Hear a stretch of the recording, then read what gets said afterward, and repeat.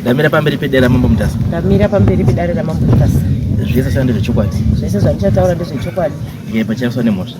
Ndakanyepa ndoraswa nemhosva. Mwari mubatsiri wangu. Mwari mubatsiri wangu.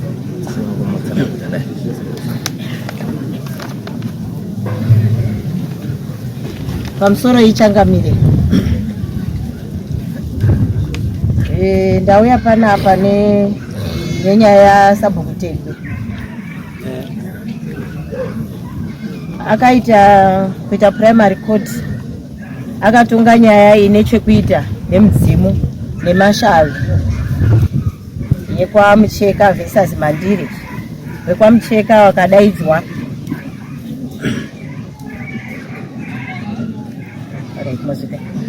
wekwa Mucheka wakadaidza chechi pamba pavo, asi pakabuda mashoko anoti mukadzi wafungai ana sekuri ari pamwiri pake, ndosaka achinetsana nemurume wake. Nyaya yakaenda komangarwa kwa Sabhuku wakadaidza vechechi inonzi Kuedza Apostolic Church, mukuru wacho nemaprofita wakaita dare pamba paSabhuku musi wa12 March 2024. Maprofita akatonzi aprofite ipapo akaita saizvozvo, uye vanhu wekwaMandire wakabvisa court fee $10, mhuri yekwa Mucheka $10, wechechi $10. Pane zvese zvakaitika haana kunditaurira. Handichazivi kuti ndiSabhuku here, ndiishe here kana kuti ndimambo. Inyaya yekutanga amene kuti ndibva ndataura dzese. Pane dzakati wandei.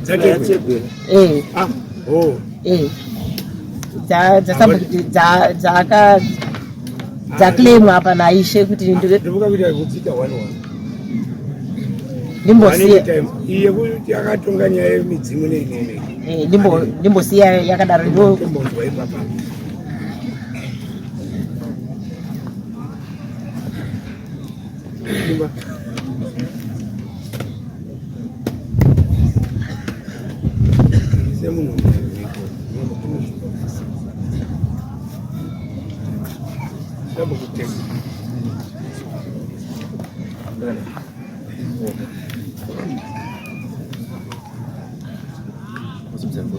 Ndamira pamberi pedera mambo mutasa. Ndamira pamberi pedera mambo mutasa.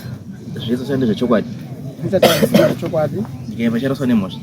Nyepa charaswa nemhosva. Mwari mubatsiri wangu. Mwari mubatsiri wangu. Zvaverengwa ndezvechokwadi. Zvakaitika. Makatonga. Takagadzirisa shondo takatonga. Basa raSabhuku munoriziva handizvo. Sabhuku anotanga papi achigumira papi, ishanotanga papi achigumira papi. Sabhuku basa rake munoriziva kuti Sabhuku hatongi, anoyananisa. Munoriziva izvi. Saka pamuri kubvuma mhosva yenyu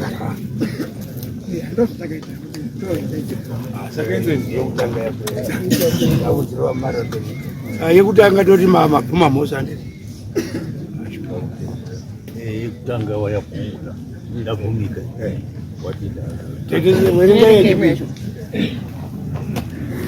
yechipiri inoti wakarambidza kuti vanhu vekwaShereni vavige hama yavo. Ishe wari kuti pawakaenda kucheka apo kuHarare, Sabhuku Tegwe akarambidza mhuri yekwaShereni kuti ichengete mukunda wavo akange akatorwa kuZindi, asi nechikonzero chekuti wakuwasha wakanga wasati wazivikanwa kwaana Tezvara, wakasarudza kuti wachengete wega mwana wavo. Nekuda kwekuti munhu uyu akange afa anwa poison, zvakanzi naChiremba anofanirwa kuti achengetwe nekuda kwekuti mochari yakange isiri kushanda zvakanaka, uye polisi yakange yataura zvakare kuti munhu achengetwe musi iwoyo, asi Sabhuku akazviramba. Guva rakange ratocherwa, vanhu vatounganidza matombo. Sabhuku vakapindira family affair kusvikira vanhu vekwaShereni wauya kumba kwaIshe wachikumbira kuti munhu achengetwe. Ishe akawapa mvumo, asi nguva dzanga dzatofamba chitunda chakazotochengetwa neusiku. Zvese izvi hapana chaakazouya achizonditaurira.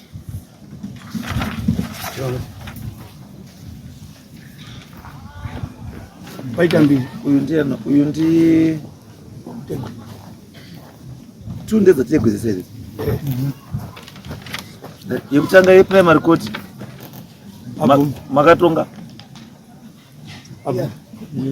makatonga nyaya akana mabvuma itsoke yekutanga kana matonga. Chinoitika muZimbabwe bamo basa rasabhuku ndere kuyananisa chete. Sabhuku atongi nyaya, sabhuku haana chinhu chinonzi court fees. The first court muZimbabwe iprimary court yaishe. From primary court yaishe kokuenda community court yamambo. Then mamwe makosi ako kwamajistrate neHigh Court, Supreme Court, Constitutional Court zvikwira zvakadaro. Andizvo. Sabhuku haana court fees. Sabhuku chanobhadharisa chinonzi machekwa. Ndo chinobhadharisa sabhuku machekwa. Ekutiwo pane zvotadini tendaiwo zvatadini zvataita asi haabhadharisi chii macourt fees. Andizvo. Saka kana mabvuma yakanaka hamubvumidzwi mune nyaya dzamunobvumidzwa kutonga kuyananisa nedzimwe nyaya dzamusingabvumidzwi kuyananisa. Nyaya yeshawi, nyaya yemudzimu, nyaya yechi haizvozvo hazvistori pajurisdiction yeyu. Zvakafanana nedare rino iri futi. Dare rino iri handiintateni nyaya dzemedha, handiintateni nyaya dzerape, handiintateni nyaya dzekubirira mombe, stock theft, handiiti nyaya dzerobhari. Idzodzo nyaya idzodzo dziri criminal, dzinoenda kucriminal court. Dzakudani magistrate nemapurisa. Eni nyaya inoinvolva mapurisa is criminal, inoenda kukoti kwamajistrate. Haiwi panapa. Panapa I only deal nemaissues ari customary. Magariro yechi ewana. Chete. Ndizoka. Saka iyo yakashata. Then makarambidza muri kuwiga nenyaya yekuti papasina kubhadharwa rora. Yes, chii chakaitika? Chakaitika ngechekuti shuwa wauya kundotaura kudaro. Inini ndakaenda kwaChangamire kutaura kuti ndozviri kupi ndozviriko. Ndaenda kwaChangamire, takasvika Changamire pasina, kusvika Changamire waidini abuda kwaishe, takaenda kwaishe ndobva ndasvika kuine wari anga aripo asiri ishe, zvikanzi wabuda. Ndamutsanangurira nyaya yacho ndikati ndo chimiro chiripo. Zvikanzi inini handikwanisa kuti ndiite sei ndipe decision ba, nokuti sekretary hapana, sekretary angaita futi sei anga abuda futi zvakare. Ndikati saka inini kuti ndipe decision iyo handikwanisa kuti ndipe decision ba, imimi mozondifonera kuti ite hako go ahead nei nenyaya yacho. Zvikanzi ashua tichafonera ishe, tamufonera tozokupa feedback yokuti muite go ahead. Inini ndakadzoka kwana Shereni ndobva ndachitaura mashoko iyayayo ndikati inini tumira feedback irubva kwaishe. Asi nguva dzanga dzakuma 11 vanhu vangasita vachera guva ma11 vangada kutanga, vanga vari vanhu 5 vada kutanga kudini, kuda kutsvaga matombo. Ndikati imimi kuti muchatanga kuchera imba ini haisati ndamuka chinyi feedback. Nepaane nguva vachatanga kuchera vanhu makuva nekuzotaura vanhu kuti kune rufu ruda kuigwa munhu panguva ine, nguva haizodini haizobvumiriba.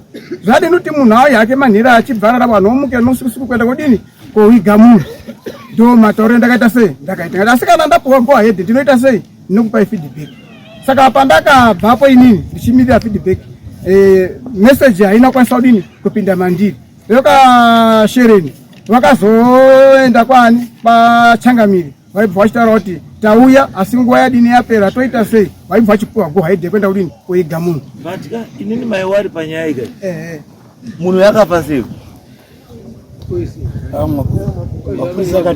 Angamwa chii? But hapana munhu anomwa poison asikaiti postmortem. Polisi yakati muvi. Aiwa, but mapurisa anoti wigai pasina here postmortem. Because munhu wese akomita suicide, it becomes a police case. Inotoda docket, inotovhurwa. Because panoitwa investigations ka ekunzi pazvambomwa poison yacho amwa zvaita sei, amwiswa ndiani? Ko kana muri makamwisa poison yacho, ko kana muri makamwisa iwe kwashereni nemapurisa wanga vari wese wanga ruzivani. Inini handiyo nyaya yangu. Nyaya yangu iri pekuti imimi sabhuku munofanira kuziva kuti mudunhu menyu hamuwigwi munhu asina burial order. Munhu kana afira pamba anoyashtowa nemapurisa, munozobvumidza kuti munhu awigwe kana afira pamba, kana mapurisa akupai go ahead kuti ngaite sei ngawigwe. Asi mutemo ndekuti munhu akafira pamba anoyashtowa nemapurisa, woenda kupi? Kumochari. Mapurisa woita investigations awo dini, wopedza wopa go ahead. Zvino apa patori neissue yekuti munhu uyu watomwa poison asi hapana chi postmortem, and you tell me kuti mapurisa akati wakuiga yenyu munhu asi wari kuziva kuti munhu amwa poison. Saka ini napashona ndati ndaona pawari iwe wasosanga muti neishema. Ndiri kuti inini nyaya yenyu iyi, whether mapurisa anga ari involved nana Shereni kana kuti chii, procedure was not followed. Andizo procedure inoti munhu amwa poison wafa, anotorwa anoendeswa kumapurisa woitwa post chi mortem, a report is then chi written inozokubvumidzai kuti muige chi munhu, because panozonzi paya mapurisa panotaura kuti panzi suspected foul play, wanenge wachiti chii? Chaure munhu hapana hazina kujeka. Mapurisa akati suspected chi foul play, chii chinoitika? What's the next thing chinoitika? Pakuitwa ma investigations, pakuitwa post mortem, then the result yodi yobuda. The fact yekuti munhu atomwa chi poison, it means kuti pane chi, pane nyaya yakonzeresa kuti munhu amwe poison. Saka imimi zvokuti makazonetsana yenyu, I'm not worried about that. My worry ndeyekuti one, procedure was not followed. Then two, according kuna Ishe ari kutaura izvi ndiishe wamuri kuclaima imimi kuti makasvika pamba pake mukasuma mukamutaura kuti muda go ahead, muri kumirira go ahead kuti munhu aite sei awigwe. Andika the same Ishe ndiye ari kutaura kuti anditi imimi ndimi makatorambidza kuti munhu ngasaite ngasawigwe because pava nenyaya dzekusabhadhara dzevakwasha nechi. Kweli shangani. Ini ndakaenda kusuma. Asi handinopiwa mhinduro yego ahead izvaibamu. Pandakaenda kucheck up kuHarare, takawira akarambidza mhuri yekwasherere kuti ichengete mukunda wayo akanga akaroorwa kuZindi, asi nechikonzero chekuti wakwasha wakanga wasati wazivikanwa kwana Tezvara, wakasarudza kuti wachengete wega mwana wawo. Munhu wamuruti yeye mama kamira kuti akupe go ahead ndiye ari kutaura this accusation, ndiye ari kutaura, ndiye izvozvo kautaura kuti pamutakaenda kucheck up bam, imimi makarambidza vanhu kuridza hama yawo. Saka wada kuti chirunye sangana nikokuti kurambidza ndio pandishinzwisisa. makabvumidza? Handina kubvumidza, basi ini ndakanga ndinomira kunzwa anza kubva kune Changamire, ndanga ndisina kupiwa go ahead. Makafona? Ndakafona ndikataura naye kwaChangamire wacho. Izvaibamu ndatosvika. Alright. Mubvunzo umwe uri simbo. Panofiwa pese kanga ndikamuenda kwaChangamire kosuma. Inini wacho. Ndinogona kutuma munhu. Amunopindura mubvunzo. Ndati panofiwa kese vakawanda kudunhu menyu kangani kamunoenda pamunosumuka kosuma Ishe? Pesi panenge pafika munhu tinoenda kosuma. Imimi here? Ayo ndinotuma munhu kana ndisiri ndaenda.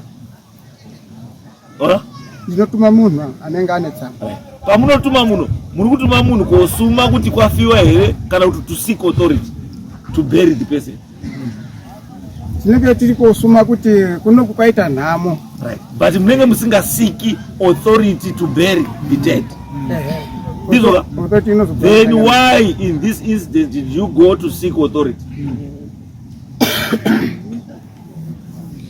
why apa makaenda kokumbira mvumo yekuiga anizo asi pamwe pesa apa munongonesa musumo kuti kwafiwa $10 iyo kwafiwa $10 iyo ishe hambonzi mhinduro yekuti mira yekuiga kana kuti kudini as long as musumo wake wangodini wasvika zvake zvadini zvaita asi apa uri kuti iwewe wakaenda kosika authority to bury wakaenda kokumbira mvumo yekuiga why apa chete kumwe kwese usikasosiki authority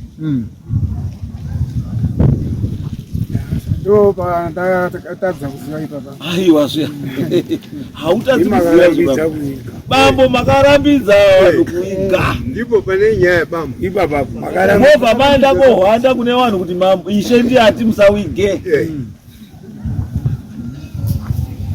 tisatenderere kwakuti makaenda kune vanhu vamanyepera ishe kuti ishe ndiye akuti vanhu musawige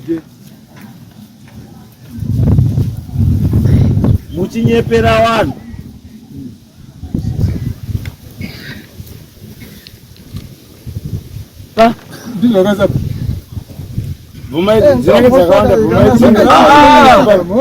hatiri kumanikidzai kuti mubvume mhosva ndiri kubvunzai zvine simbo ndati munosomboenda here kosuma kwaishe kuti da kuiga munhu hamuendi ndochikubvunzai kuti apa pamakazoenda iri 1 out of 20 moenda 1 what was so special about this one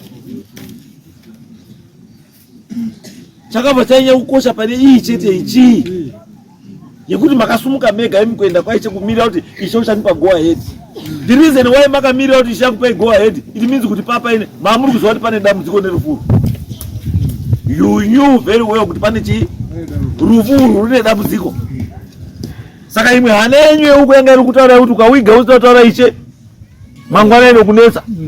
Imwe yacho yobva yati wiga ndiwe sabhuku wiga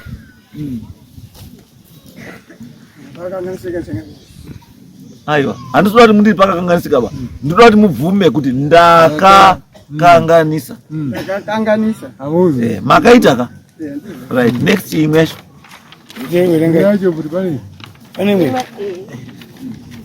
imwe yacho iri kuti kuramba kutumika. Asi takaita meeting paDzimbabwe musi wa13 July 2022 nePfungwe subcatchment Loreto Primary School.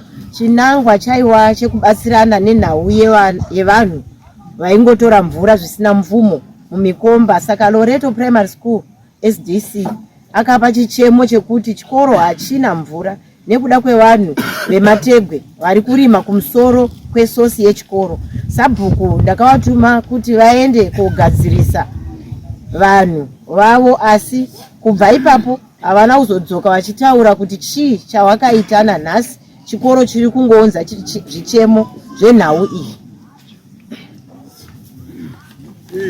iyo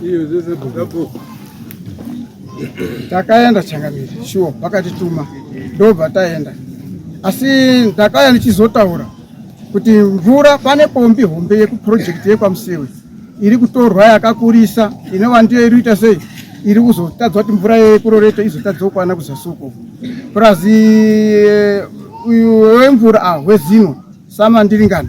Tikataura futi navo vakaendako vakaedza kutaurana futi navo vakapa option yekuti dai wechikoro watora imwe pombi inoya komwira mudhemu rine mvura yakawanda iende kofidha papi pakadhemu kawo. Ndinofunga kuti ipapapo takataura bambwe. It's not about kuti nyaya iripo ndekuti ndakakutuma asaona udzoka feedback yakadzoka here kwamakatuma haina. Atiende pa next one. Yechifuwo iri kuti Sabhuku Tegwa wakatonga nyaya yemwana akaitiswa pamwiri. Sabhuku wakatonga nyaya yemwana akaitiswa pamwiri nemurume wemunhu. Mwana uyu anogara muvillage mawo asi havana kana kunditaurira dare vakatoita.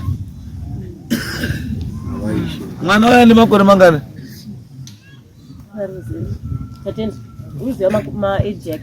Anti ane makore mangana?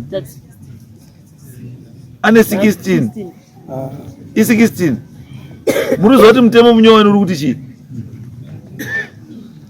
Muruziva here kuti mutemo munyowani uri kuti chii? Mutemo munyowani uri kuti mukomana murume hauchabvumidzwi kurara nemwana ane makore ari pasi pe18 years. Kwete kumitisa kutata nemwana une makore ari 18 years less than 18 kumitisa wese yakutonzi chiyo statutory rape. Makatonga rape case. Makatonga nyaya yerape nekuti kana inini handina maruramiro ekutonga nyaya iyo. Saka makaitonga muchiti wakauya wachitaura nyaya asi ndakwatifia handina kuitenga. Ndakapa ma-CCW ndikati iyi nyaya haisiye panapa bai, nyaya yange ma-CCW ndiwo anotora cheresa kumberi. Saka ma-CCW nyaya iyo handina kuitambira bai. Oishe makamuudza here. Makaudza here ishe. Oishe makudzendere ma-CCW cheteka. Ozi wenyu pamusoro penyu pana ishe. Ishe makamutaurira here. Maishe. Unonyude waishe. Ipfure mberi asi shasika izi. Next one. Yechishanu iri kuti kutonga nyaya yechipfambi. Sabhuku vakatonga nyaya yemukomana anonzi Napoleon Dumbura. Akadanana nemukadzi wemunhu wekwaMundicha kusvika pakubatwa nemuridzi wemukadzi, imba yemunhu yakatoparara. Sabhuku akatoitonga nyaya iyi kusvika pakuperekedza mukunda wewanhu kumba kwavo kusagambe. Zviri kutonzi pakatoripwa muripo mukuru. Sabhuku hawana kundipa nyaya iyi kana mashoko ezvese zvakaitika izvi zvinoitika munharaunda haataure, handizive kuti toshanda sei, anozviitire right. Isati ndatombopinda mukati menyaya yacho iyo, ndinotoda muzvare chibva manyora masamoni aNapoleon Dumbura newekwaMundicha wemukadzi wemunhu ndikutovada kuno. Kana yanga iruzi yapera haina dhoketi ravhurwa kuti vanyora, ndikutovada iwo vanhu one them here iwo wakatongwa naSabhuku iwa ndikuwada panapa. Sabhuku hamuna jurisdiction, hamuna maruramiro, ende mutozapa makabva mazotoperekedza nemunhu wacho mukadzi kutodzorera umba kuti asamukuru imimi. Nyaya handina kutonga pachana. Saka makazoperekedzawo pakudii? Inini ndakaita kudaidzwa kuti muzukuru svika kuno ndo zvakandiita. Muzukuru svika kuno. Imi saka apa aiwa chandaudzwa makaenda semuzukuru noti saSabhuku. Asi semuzukuru Sabhuku anoziva kuti ane mukuru wake pamusoro anofanira kuziva nyaya iyi. Makataura iwo vakaramba ndakazvitaura. Nyaya yedu ini house kana kuti yauda kwenda kudati tinokupa iwe Sabhuku wozotsvitsa kwamuzvare. Ndo zvakati ini house yedu kana yanyaya tinokupa wozotsvitsa kwamuzvare. Saka mutodai vakafa munhu pamadaidzwa muzukuru ini house mamuda kutovhara-vhara. Dai papakafa munhu sekuru wako akauraya munhu wobva ati muzukuru uya ini house. Muzukuru aya mukauraya mukadzi wanga uri toti in house. Ndiro basa rako rekuita ma-in house. Next case. Kese yekupedzisira ndeyekupiswa kwegomo remahwe Masimike musi wa17 October 2023 nemwaramu wawo. Mwaramu wake? Mukadzi wemunin'ina. Munin'ina mukadzi wake? Mukadzi wemunin'ina. Wemunin'ina kwati wamukoma. Mukadzi wamukoma. Aiwa, mukoma ndi mukoma. Whether cousin brother or what, brother ndi brother. Saka makanyararire igomo racho. Ndina kunyarara. Chakaita ngechekuti taona moto uri kutsva, ndakatuma vanhu kuti ndemodzime moto. Vandaodzima moto, munhu yemoto ndatomubata kare kuti nge uyu. Ndobva tafuma kuzoenda mangwani pachangamiri kusuma. Saka changamiri wakazoti ungadai wakazoti vakandifonera richikutsva kuti gomo rudini riri kutsva. Ngati shuwa changamiri anodini handina kufona asi ini chandakaita ndakatumwa kudzima moto nokubva ndabata munhu wacho ndosaka ndaya naye ndomamira akaita munhu akaenda naye kwashe ndakaenda naye akauya iri munhu ndakamutarinda kozika dai makauya ka zvodai zvisina kunyorwa ndakaenda kosaenda kotaura nyaya ndoda kubvunzawo tingaipedza nyaya yacho ndoda kubvunza ava ndisubstantive village yedireka kuti de facto mune pechi haasi substantive ndi de facto ende ndiye uya wekunyora tsamba yekuti munhu asaini kuti ndakapiwa munda zvachose munomuziva saka nyaya dzake dzakawanda ari name yefojari futi saka anyway ndakuinvoka section 48 the traditional leaders act kutadzisa ishe kuita basa rake asi since imi musiri substantive muri de facto, what I will simply do is I need to talk to the family imimi mzare ine mutare nemuri tione kuti tingakwanisa kutsvaga umwe musabhuku kubva mumurimo anoita zvinodiwa nenyika. For now enda henyu uri sabhuku asi tiri kuya kugadzisa nyaya yako titesa enda henyu kumba asi tiri kuya kugadzisa nyaya yenyu asi chizivai kuti mhosva yenyu yamabarwa nayo ndeye kudini kutadzisa ishe kuita basa rani rake nekutonga mhosva dzisingaenderani nechi nemi. Sabhuku hatongi nyaya anoyananisa nyaya andizvo right imi yenyu yapera. Next ndiani umwe sabhuku pano umwe futi Lopas Iwo wasisiri sabhuku wangu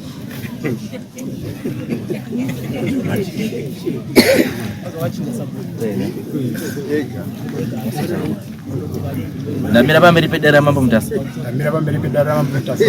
zvese zvanga zvechokwadi kemba chataswa nemhosva mwari ari mubatsiro right. Hatichadi kuwaste time, zvimwe zvive zviri short.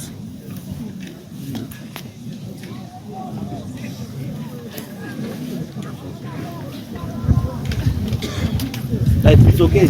Down this way. Bambo. As makangoti mashija masabu. Chokwadi changamira. Yes, makashija sabu. Huku redu randa kangu biri kwa ndiri ndiro ratoro nako kura ndirimo newabereki asi unfortunately wabereki wakazodiyawo wakazoshaya saka ndakasara ndiri mukomana mukuru. Asi bhuku ratoro iri kai ibhuku like ifamily book, vanhu vacho vase varimo madzikoma zoti even masabhuku acho ndiana mukoma angu ndo zvakamira akaita bhuku iri. Saka zvakaitika ndezvekuti ndasara ini ndiri mukomana mukuru handiti nyaya dzinoitika mufamily munongozviziva zvemisha, vanhu vanonetsana, vanhu vanokana. Saka as a family ndakanga ndakushaya mutsauko between family matters nema matters ebhuku. Saka it's like ndakachibvamo mazona ndatotaura wangu naumwe sabhuku muparutsa akati iye akatoti zvine simba zvekuchinja unotongo kunyora munhu asi ndakachinja tikatopedza nguva baba tikaiti kubatsirei zvafanira kuti munhu rugara chinozi bhuku chii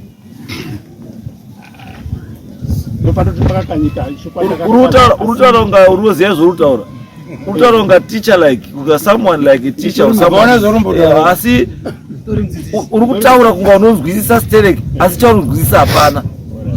Handizvo tiri kuti isusu ka chinonzi bhuku chii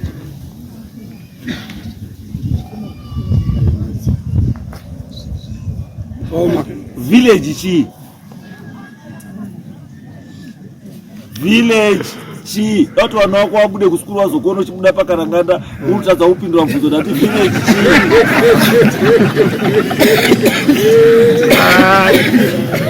chii inodinetsa nekuti inini inoticha masubjects anoticha akasiyana inoticha building studies zokuwaka ukazwa chinzi bhuku ukazwa munhu achinzi apinda mubhuku anditika bhuku rinooriginata kubva panzita renzvimbo anditi ukanzi Ndorikanda village it means uchiri kunzi Ndorikanda village chii iland ndiyo Ndorikanda chii village iyi andizo ivhu iri ndiyo Ndorikanda chii village yobva yazonopiwa chii boundary uko kuti ivhu riri kutangira wapo kuenda uko yamberi chii village andizo saka zvinoitika kana as long as uri muivhu rinoti chii Ndorikanda haukwanisi kunyorera kuti rugara kuivhu rekwani rekwamberi saka you cannot change izwa haukwanisi kuchinja kuti uri kwamberi asi uchigara mani Ndorikanda ndiri kunzwa azviti anditi whether kuda kana kusada as long as uri muivhu raNdorikanda unogara kwani kwaNdorikanda saka inini mubvunzo wangu uri pekuti iwewe wakachinja here ivhu rekugara wakugara kwako kabuda matoro wakugara kwaMuparutsa here kana kuti ungori matoro zvaka bhuku raMuparutsa natoro vanhu vacho vakavhengana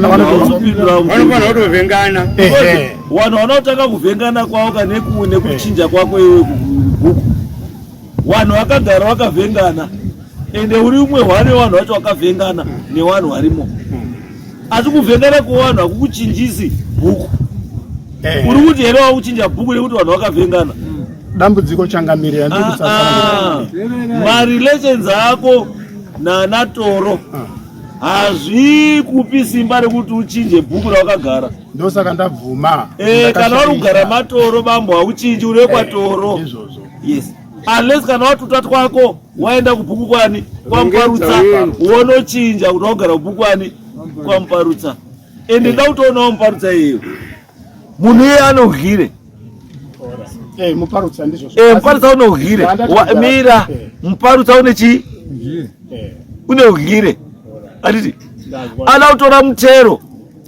kune munhu asingagari munzvimbo mani make saka iwewe izvozvi nhasi ukazi magwere auya iwofeya uri utambirirepi ndakatonzvera mani harizo ndabvunza ndati nhasi ukauya magwere ewofeya uri zita rako riri kubudirepi iko zvino izvi ranga rakwaMuparutsa kuya kwamatona sabhuku neundyire ndiko ranga ende sabhuku younoudyire ada kukupa achishandisa justification ipi achidepriva munhu wekwaMuparutsa achitora iwewe wekwatoro kupa iwewe wekwatoro kunyika kwaMuparutsa kulist yaMuparutsa hazviiti hausi kuzoona here ndapazwa changamira chibva watoenda nhasi mangwana chaiye uri munhu wekwatoro iwewe sabhuku Muparutsa wacho uri mangwana mawena here sabhuku anga asina kuya anga asina chibva madzoka muri sabhuku ndadzoka kwatoro kana mama akamupa $15 yekupinda mubhuku kana zviita kudzorerwa imari yenyu zvakanaka kana mafunga kuenda kwaMuparutsa kudai muende kwani kwaMuparutsa andizvo hamuchinji bhuku mundodaida ba hamundochinji yes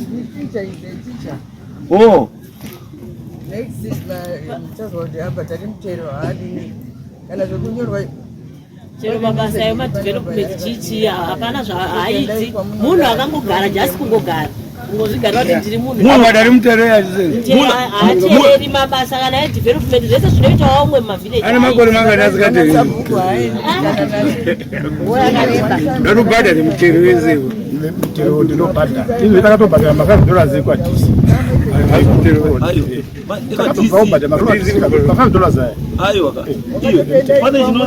pane chinonzi development levy uri kubhadhara here development levy hautoizivi muchibva panapa muzvare ndiri kuda yegore rino vana kubhadhara nditi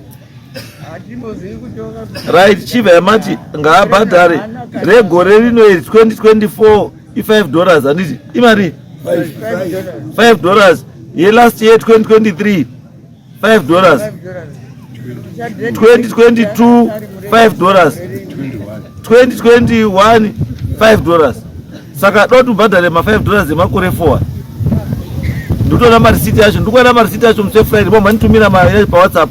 I want to see the receipt.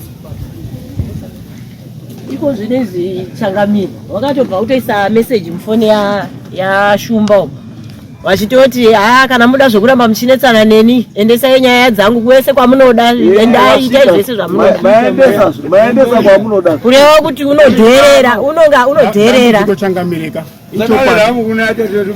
dambudziko ratiri kuita ka iwona nne mapepa ari panapa akaita ndinetseke kubhuku ratinora muri kutaura ka ndizo chaizvo asi nhau iri apa onai usamixe zvinhu zvakawanda ba deala neproblem one at a time nyaya yemasamoni ekwatoroko une zvamutonetsana nevamwe vanhu ane I don't know andika saka izvozvo hazviiti kuti utize mubhuku nenyaya kuti wanetsana nemhuri ekwatoroko. Solve the problem. Kubuda mubhuku hauna kusolva problem. Nyange ukauya nhasi kuti wakubhuku rekandorikanda unohirwa $15 ekupinda mubhuku. Masabhuku akatoona kuti wakarara wakaresha wanokudya asaziya iye defense same sabhuku iye mangwana ndiye anobuda itota antomboziya nomboya mari yake mari iyoyo kupa masabhuku endesa kubhadhara development level ndoda mari city by Monday musechingani nhasi ngani Saturday by Friday ndoda munitumire mari city acho kana saka bhadhara tobva tochitangira ipapo wazizwa shamwari Friday takuzwa kuti wabhadhara development level asi chibvoenda kuna Muparutsa ovaswa kuti Muparutsa shamwari ndadzoka kwatoro izvozvo chibudai dai Changamire. Yes. So ndakanga ane nezvikwereti zvaishe zvaasina kubhadhara. Aiwa. Iyo it's okay. Iyo manje kana yaye zvikwereti yakwenda civil court. Civil court ndiyo ne jurisdiction yekuti abhadhare. Yes. The teacher asingabhadhari unotaka here. All right, it's okay. Yes, zvikwereti ku civil court. Right next Sunday. Misheki ngauya hapo. Misheki iyo nyaya utaona. Hanzi uruzvita sabhuku yo munyika mamuparutsa iwo sabhuku pamusoro Changamire. Yes. Inini zvese zvirikutaurwa ndibvumirana nazvo. Okay. Kwandiri Changamire.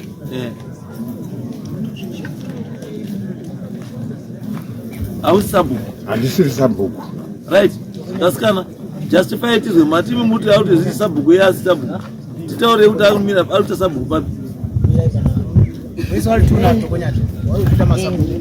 Natokonyani futi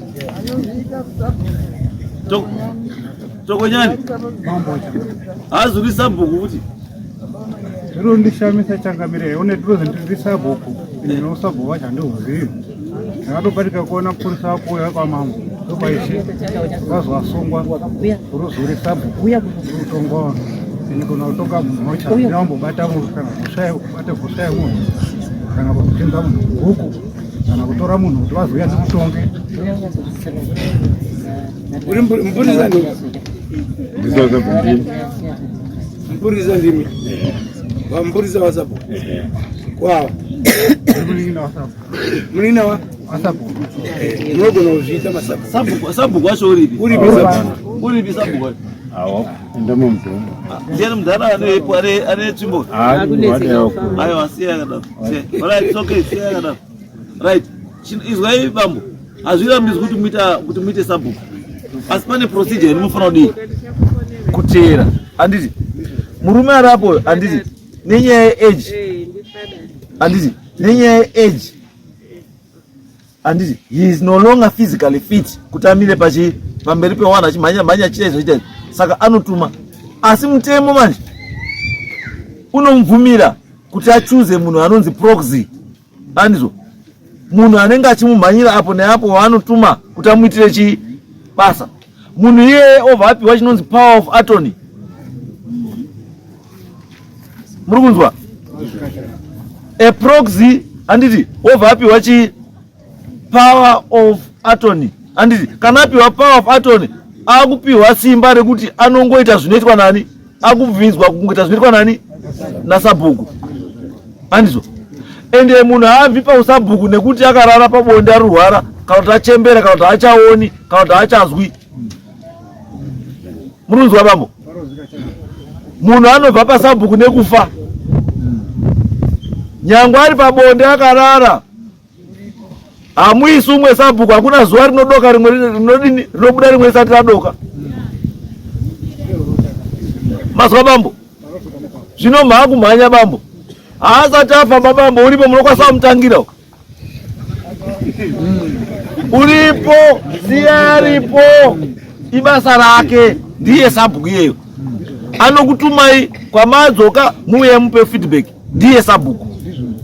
Asi chari kupai anongokunyorerai munopiwa tsamba inoenda kuofisi kwa DDC huko. Yonyorwa kuzi babawa because of this and that. Wati bambo awa waite proxy ndio wanomirira kana asiri chi asiripo. Zo zvazikana. Andizvo. Izvo zvizi mungoriwo muningina waSabhuku. Asi hamusi Sabhuku ba. Uyo mupurisa waSabhuku. Haasi Sabhuku ba. Zema basa. You are taking advantage yekuti bambo wadini wakura. Maakutorya mtete yake yachimupei. Mupei mtete yake, ndosaka mizona maSabhuku achisiya wakadzi wawo kuita wachitonga iyi. Ndio reason why una mnazo prefer kuti zviri nane kuti mukadzi wangu nditomuti chimboita Sabhuku. Tonga iwewe. Asi waningina na mukoma waripo. Ndio nyaya iyi. Maakutorya imi kuita mabhachi manyowani, iye asina bhachi, muchitora mtete wake. Kutotsukira imi muzora bhasirini, iye aishaya bhasirini yekuzora. Muchitora mtete yake maakurya imi manje.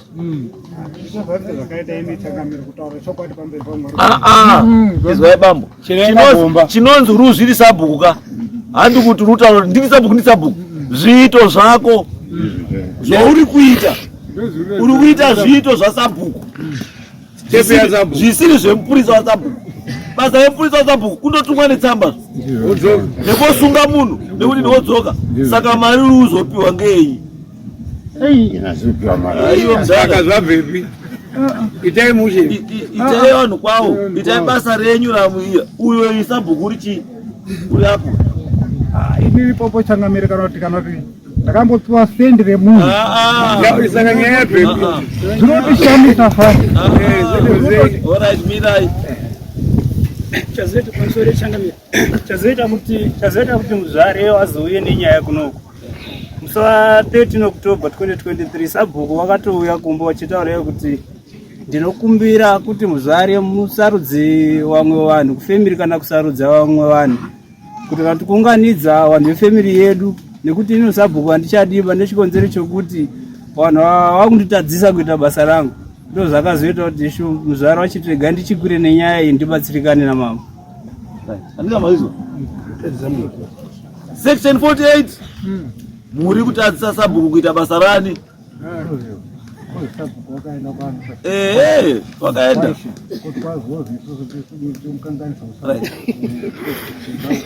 Ndiyo kana mamusikazivi bambo chokwadi chabuda pai? Pachini. Uya mudiri akawe. Right, yatopera. Chitogarai pasi bambo endai muite basa, zivai basa renyu. Siyana ini zvaSabhuku. Sabhuku anokwanisa kukubvisai, kana anokwanisa kukusiyai muri baba.